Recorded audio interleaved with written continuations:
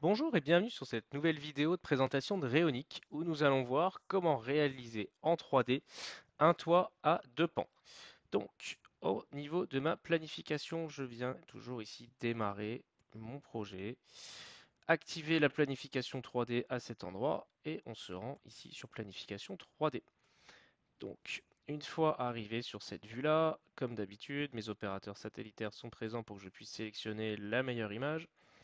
Partie bâtiment, ici donc ça va consister à dessiner notre toit. Donc pour ce faire, je viens faire un zoom pour me placer correctement. J'active le dessin sur un toit à cet endroit et je viens faire les contours de mon toit point par point au niveau des contours. Vous voyez que les angles apparaissent aussi quand on veut travailler en angle droit à cet endroit. Ensuite vient s'afficher plusieurs types de toits. Donc la configuration initiale nous révèle un toit plutôt de cette manière. Et donc deux options supplémentaires, le toit à deux pans, donc voilà, qui va se détecter automatiquement par rapport à notre configuration, et un toit plat. Donc dans ce cas de figure, on va rester sur ce toit à deux pans qui correspond à notre configuration.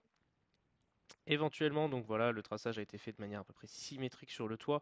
On voit qu'il y a un léger décalage par rapport au faîtage, donc on peut tout simplement donc sélectionner un pan ici et venir le réajuster par rapport à sa ligne dessus pour gérer notre toit. Voilà.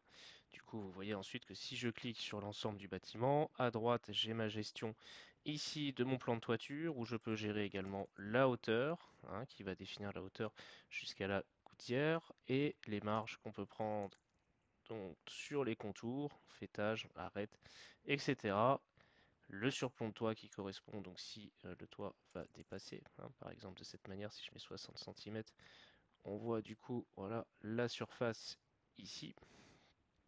On retrouve évidemment toutes les mesures ici. Donc si je clique sur ce pan de toit, hein, il m'est indiqué une surface de 64 mètres carrés. Les mesures longueur, largeur apparaissent. Et si je me retourne sur l'autre versant, hein, on a des mesures différentes. Un volume ici en bas à droite différent également.